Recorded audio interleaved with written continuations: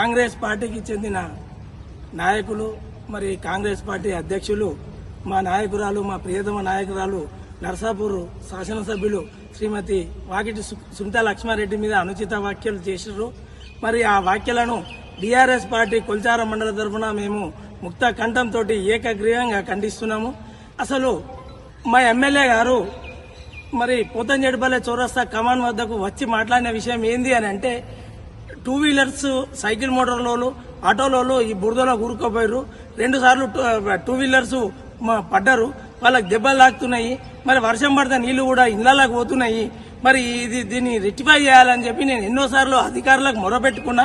అయినా అధికారులు స్పందించలేదు అని చెప్పి అధికారుల విషయంలోనే మాట్లాడింది కానీ కాంగ్రెస్ పార్టీ మీద కానీ కాంగ్రెస్ పార్టీకి చెందిన నాయకుల మీద కానీ ఎలాంటి అనుచిత వ్యాఖ్యలు చేయలేదు. ఆ విషయం మీరు తెలుసుకొని మాట్లాడాలని చెప్పి నేను విజ్ఞప్తి చేస్తున్నా. నేను కాంగ్రెస్ పార్టీ నాయకులకు ఒకటే చెప్పదలుచుకున్నా, అన్నా మీరు ఒకసారి ఆలోచించండి. మరి నిన్న సునీతారెడ్డి గారు వచ్చి ఇక్కడికి వచ్చిన తర్వాతనే డిఈ గారు వచ్చి ఇవాళ వరకు రెక్టిఫై చేస్తున్నారు. కానీ మరి అంతకుముందు మీరెందుకు రెక్టిఫై చేయలేరు? మేము వచ్చి దాని గురించి మాట్లాడిన తర్వాతనే అది రెక్టిఫై అవుతుంది. మరి అంతకుముందు మీరు అది రెక్టిఫై చేసి ఉంటే మా మేడం అక్కడికి రావాల్సిన పని లేదు, మాట్లాడాల్సిన పని లేదు కదా. ఆ విషయం మీకు తెలియదా?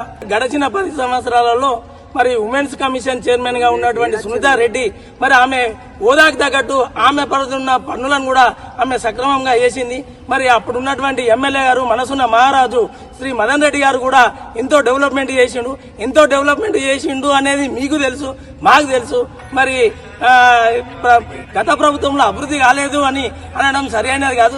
మరి అంతేకాకుండా గత ప్రభుత్వ హయాంలో మంజూరైనటువంటి 25 కోట్ల రూపాయల రోడ్డు మరమ్మతు పనులను కూడా ఈరోజు మీరు తీసుకువచ్చి చేసినట్టయితే మేము ఖచ్చితంగా మీకు స్వాగతిస్తాం, మిమ్మల్ని అభిమానిస్తాం, మా సంపూర్ణ మద్దతు కూడా మీకు ఇస్తామని చెప్పి తెలియజేస్తున్నాం.